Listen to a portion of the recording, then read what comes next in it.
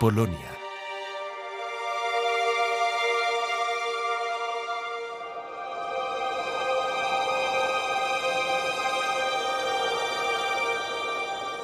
El país eslavo se caracteriza por sus bosques infinitos.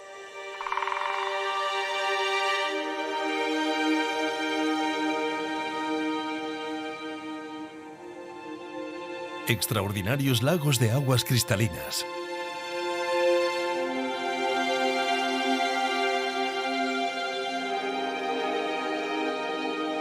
Imponentes fortalezas que recuerdan la historia de un país, muchas veces atacado y ultrajado.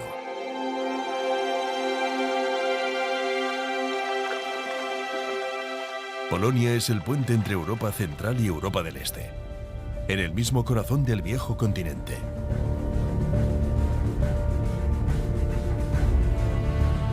Es uno de los 9 países que limitan con el mar Báltico.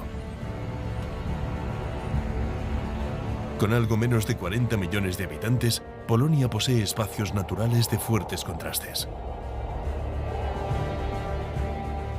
En la costa del Báltico, en la zona más septentrional, se encuentra el Voivodato de Pomerania, donde se ubica la región etnohistórica de Kasubia. Los kasubos, con idioma propio y tradiciones arraigadas, se establecieron en estas tierras alrededor del siglo VI después de Cristo.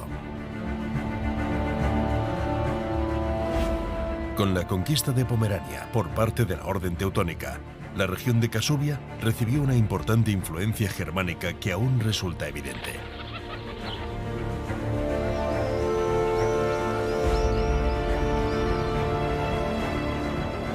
Las fortalezas levantadas por los caballeros teutones siguen hoy día dominando el paisaje.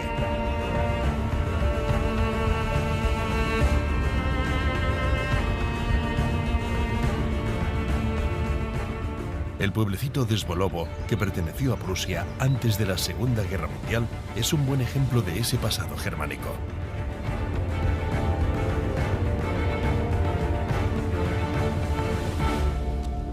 Vecinos como Danuta se afanan en continuar las viejas tradiciones, como la elaboración del pan, ecológico por supuesto.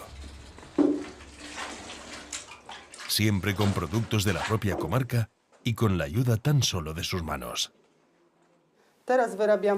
En realidad, en la elaboración del pan artesano, todas las fases son importantes. Amasar es vital para cohesionar la mezcla.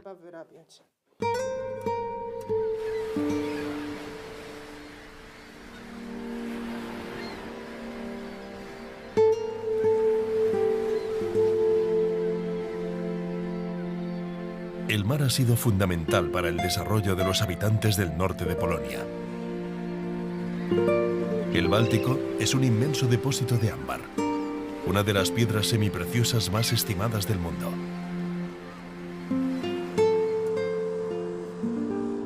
Hoy día, esta resina fosilizada se utiliza principalmente para la elaboración de joyas.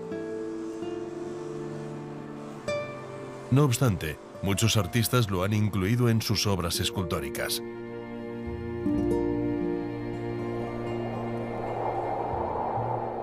Dunas móviles, bosques inmensos y el mar.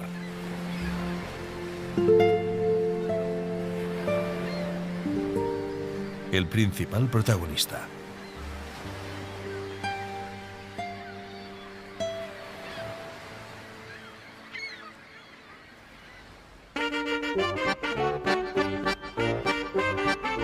A orilla del legendario Báltico se levanta Gdansk. Ubicada en el golfo homónimo, se encuentra esta ciudad considerada la capital histórica de Kasubia. Junto a las poblaciones más pequeñas de Gdynia y Sopot, conforma una gran área metropolitana conocida como Trójmiasto, la Triciudad.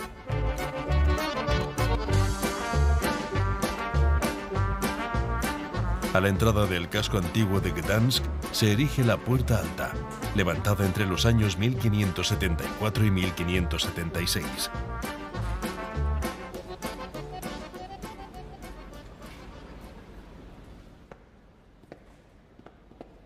En un principio, su cometido era la defensa del acceso a la ciudad, aunque más tarde, desde el siglo XVII hasta el XIX, acogió la antigua cárcel municipal y la Casa del Verdugo.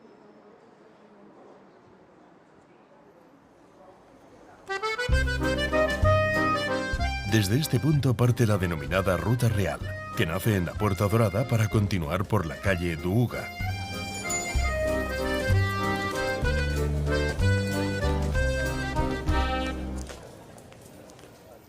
Durante todo el recorrido se pueden apreciar las singulares viviendas, altas y estrechas, que siguen el modelo de arquitectura de países como Alemania y Holanda.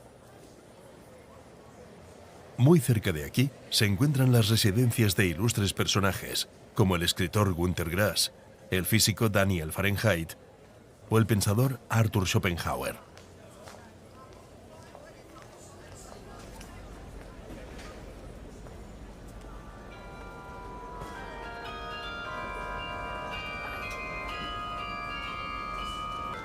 Los edificios religiosos también destacan en la configuración arquitectónica de Gdansk. La Basílica de Santa María, levantada entre 1343 y 1502, es uno de los templos de ladrillo más grandes del mundo. Con su imponente torre de 78 metros de altura, sigue siendo el edificio más alto de la ciudad.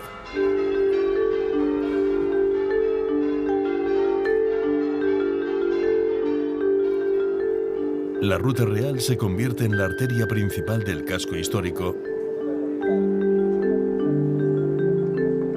hasta desembocar en la plaza del Mercado Largo, donde se ubica el edificio del antiguo ayuntamiento o la Fuente de Neptuno.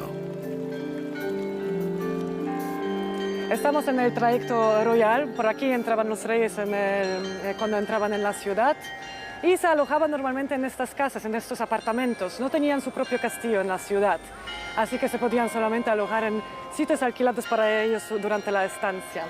Detrás el Neptuno se inclina hacia ellos para darle todos los honores y detrás del Neptuno tenemos al corte del rey de Artú y ahí se encontraba la élite de Gdańsk, el patriciado, los comerciantes, para hacer fiesta, para hacer bodas, para beber cerveza, pero detrás de la puerta cerrada se negociaban las cosas más importantes de la ciudad. Tenemos mucha influencia de la arquitectura manierística, de la arquitectura holandesa, pero el estilo que vemos aquí es todo tipo de estilos, desde el gótico, renacimiento, barroco, clasicismo.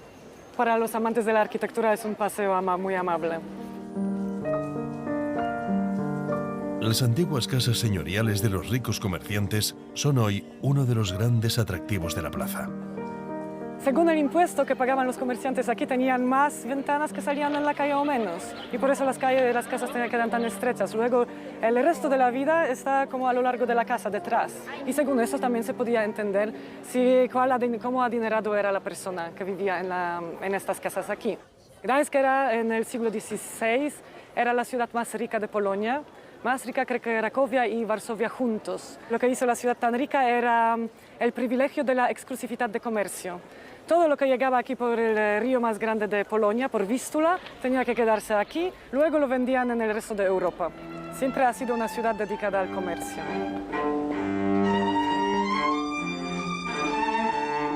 Gdansk pertenecía a la Liga Hanseática, una federación comercial y defensiva que estuvo vigente desde el siglo XIII al XVII.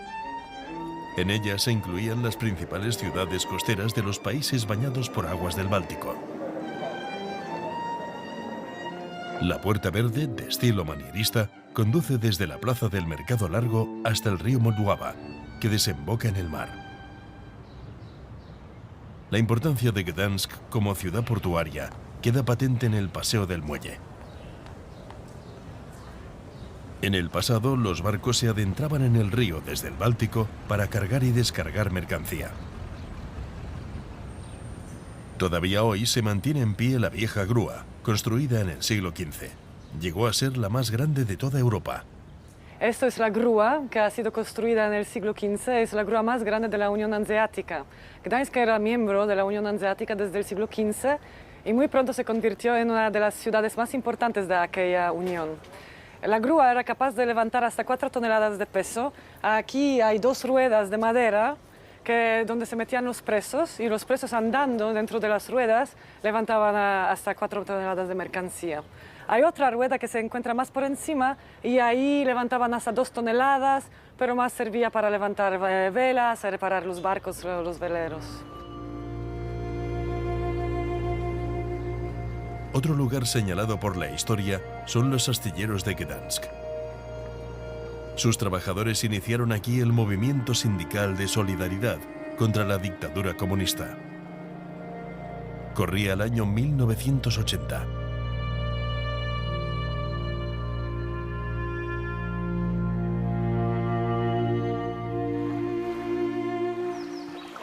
Dejamos atrás la animada vida de Gdansk.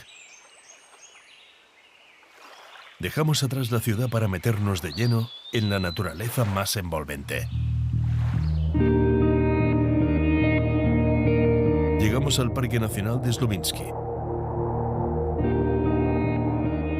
El viento y el agua han modelado este singular paisaje de extensos bosques y dunas kilométricas.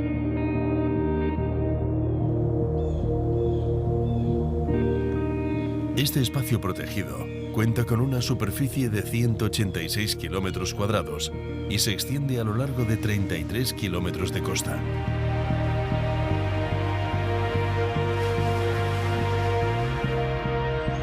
La frontera sur la delimitan 4 grandes lagos, entre los que destaca el Łebsko.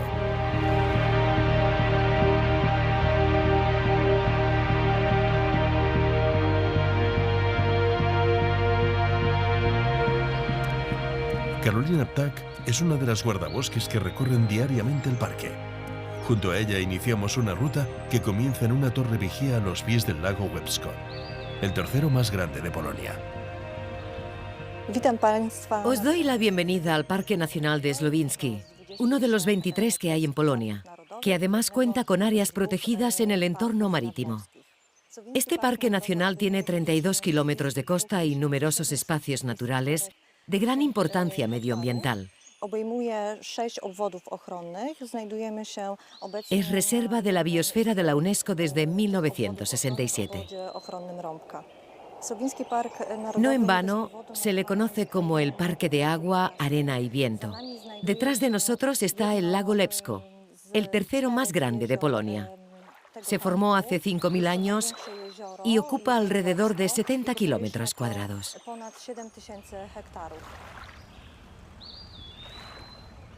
La orilla del lago está flanqueada por un cinturón de plantas, entre las que destaca la Phragmites australis, comúnmente conocida como carrizo.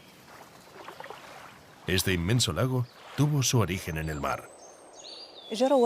Cuando se formó el lago en el Neolítico, hubo también una desertización del entorno. Los bosques desaparecen y las dunas avanzan sin freno natural. Es cuando se separa esta masa de agua del mar Báltico. El terreno del parque no es solo llano, hay pequeños desniveles. El punto más alto es el pico Robocol, de origen glaciar y con 115 metros de altura sobre el nivel del mar.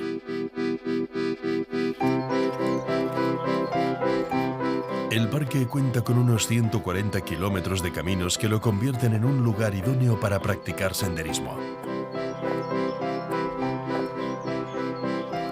Junto a nuestra guía, iniciamos un recorrido que nos adentrará en el corazón del parque. Dentro del área protegida confluyen 2 senderos. Uno internacional conocido como Szlak Czerwony, Paseo Rojo, y otro local de unos 18 kilómetros llamado Szlak Zielony, Paseo Verde. Muy pronto, el sendero nos lleva hasta un frondoso bosque de coníferas. Esta imponente masa arbórea ocupa alrededor del 80% de la superficie del Parque Nacional de Slovinsky.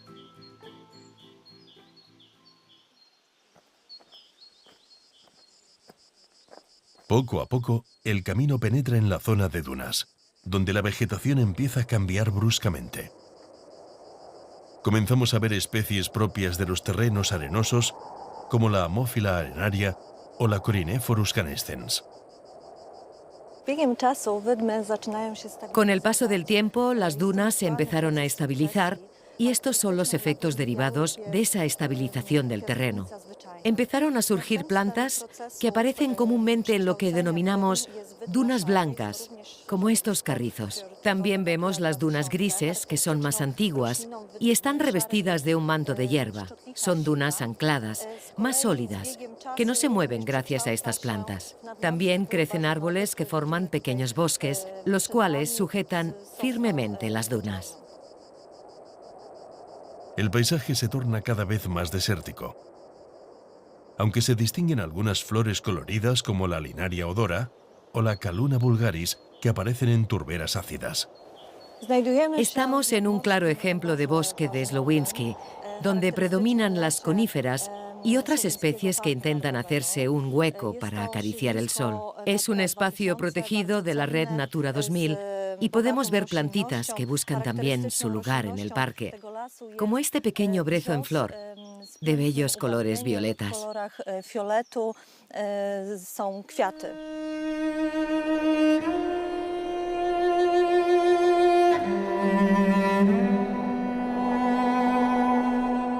Tras una breve caminata, las majestuosas dunas móviles de Słowinski emergen frente a la orilla del mar Báltico.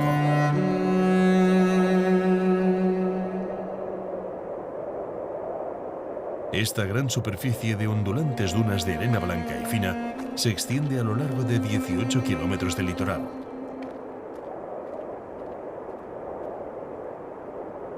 La acción del viento y la actividad marina fueron y son determinantes para la formación de estas impresionantes dunas móviles.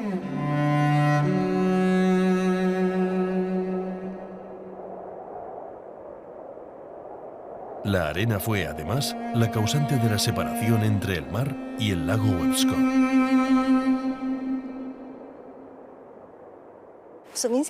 Esta arena conforma lo que llamamos las dunas blancas, las dunas móviles. Es el gran atractivo del Parque Nacional de Słowinski. Estamos en la parte más alta de las dunas móviles, que puede llegar a los 30 metros sobre el nivel del mar. Es un lugar privilegiado. Además, todos los días encuentras un paisaje diferente. Aquí hay una vista preciosa del mar y del lago.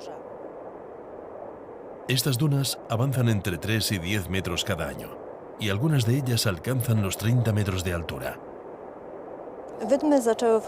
Las dunas se empezaron a formar hace miles de años. El viento arrastra la arena del mar hacia adentro y la va depositando aquí. Es un proceso que ocurrió en el pasado con dunas antiguas, pero que puedes ver hoy día. Estas son las dunas más jóvenes. Están en plena transformación. A esto lo llamamos Varjana.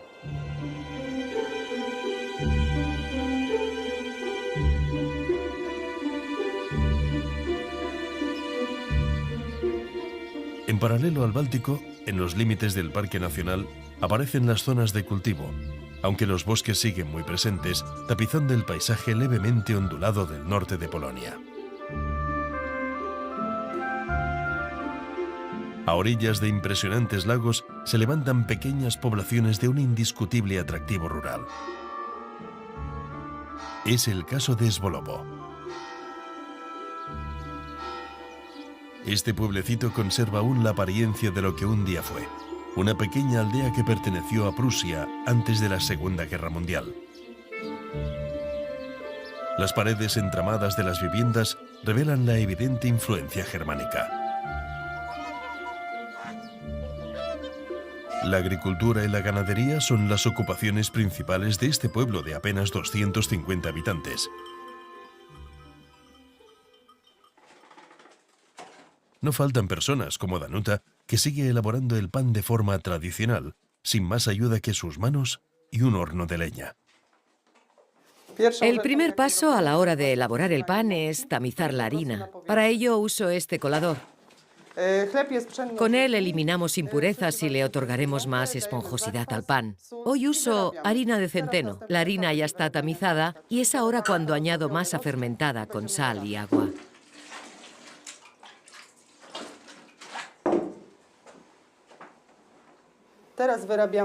Llega otra fase fundamental. En realidad, en la elaboración del pan artesano, todas las fases son importantes. Amasar es vital para cohesionar la mezcla.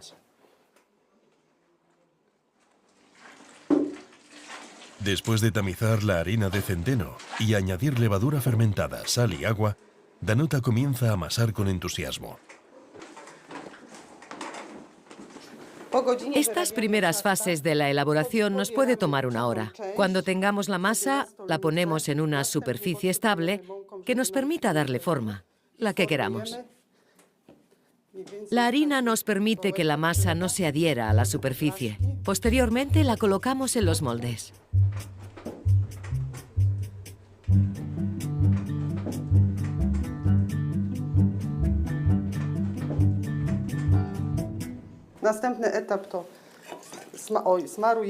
Volveremos a remojar la masa, solo un poquitín de agua para que esté húmeda. Nos ayudará en el proceso de horneado.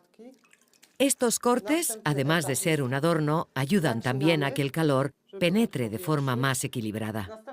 Ahora lo introducimos en este horno de leña que he estado precalentando todo el tiempo hasta alcanzar una temperatura media de 200-220 grados. Una vez introducido en el horno de leña, el pan necesita alrededor de unos 60 minutos para que quede en su punto. Mientras tanto, Danuta aprovecha para atender otras labores de su pequeña granja.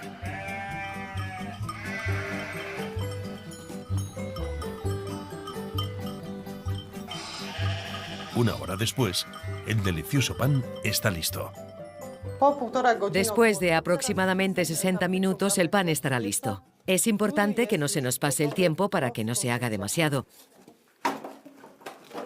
aunque eso va un poco con el gusto de cada uno.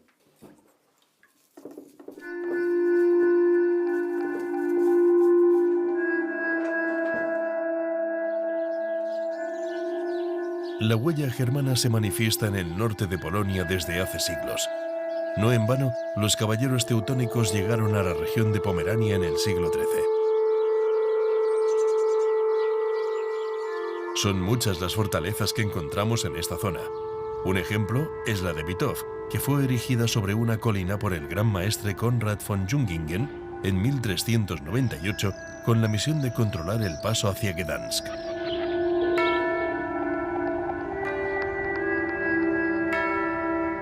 Witow, ubicado en el Parque Ecológico de Kasubia, está rodeado de bosques profundos y lagos de origen glaciar.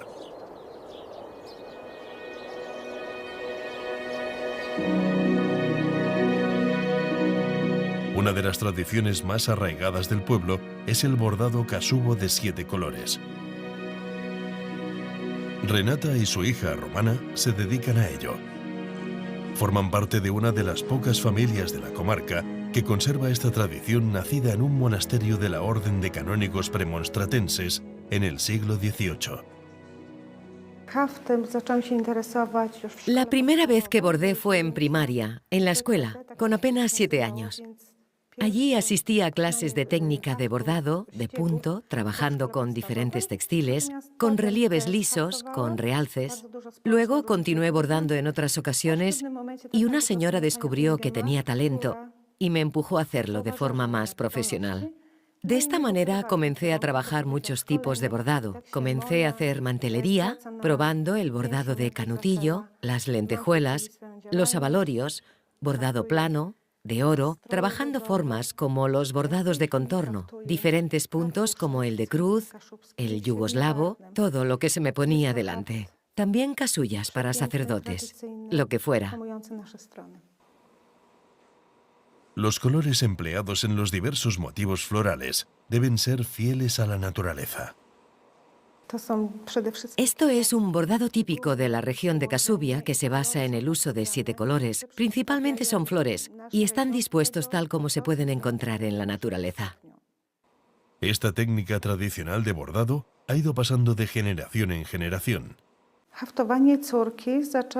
Mi hija empezó porque llegó un momento de mucho trabajo y me hacía falta ayuda. Se lo pedí y así le fui inculcando esta pasión. Es difícil meter a la gente joven en esto. Romana ha aprendido de su madre la paciencia y la tranquilidad que requiere esta labor.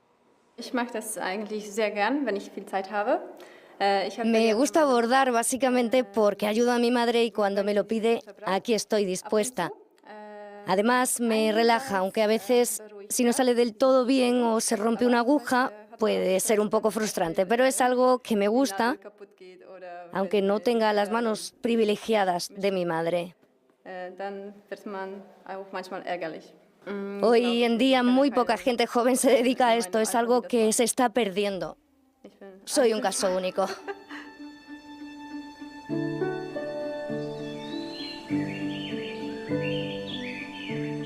El carácter de los habitantes de Kasubia está estrechamente vinculado a la naturaleza.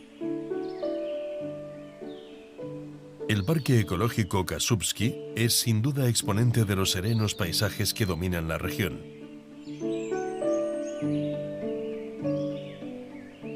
El Brodnovilkie, el Gusiersmaki o el Radunsky son algunos de los 14 lagos de aguas transparentes que alberga el parque, conectados entre sí por pequeños ríos.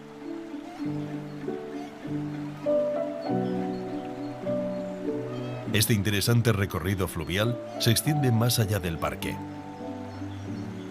Una de las rutas más atractivas es el descenso del río Svupia en kayak. Un trayecto de 100 kilómetros que se puede realizar en diferentes tramos, hasta desembocar en el lago Żukovski. Estamos preparando el descenso del río Supia. Es un recorrido de 6 kilómetros. Al principio estaremos rodeados por campos de cultivo y luego nos espera un tramo un poco más difícil, con pequeños meandros. No obstante, es un trayecto para principiantes bastante fácil.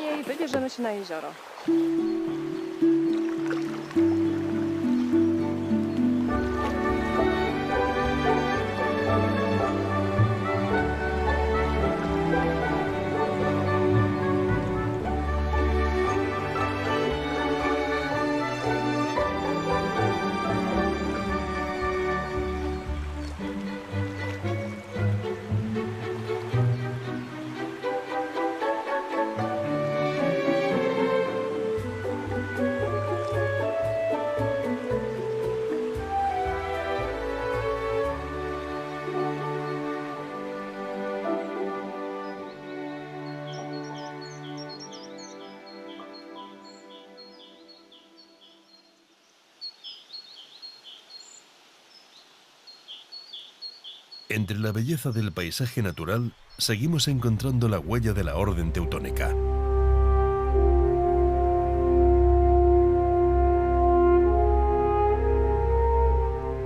La más impresionante de todas ellas es Malbork, a orillas del río Nogat.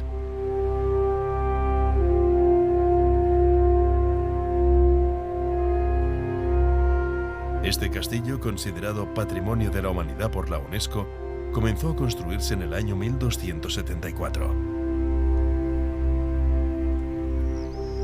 La fortaleza, de estilo gótico báltico, posee 3 anillos de seguridad defensiva con numerosas torres y fosos. En el pasado, llegó a albergar hasta 3.000 soldados en su interior.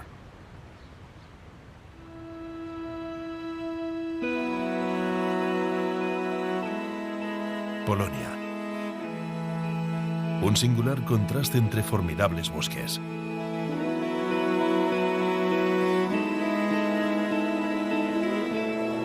Entre dunas gigantescas que separan el agua marina de enormes lagos costeros.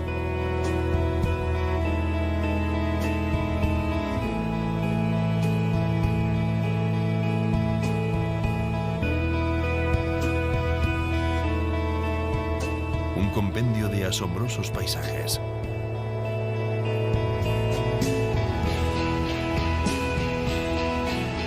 Los paisajes de Polonia.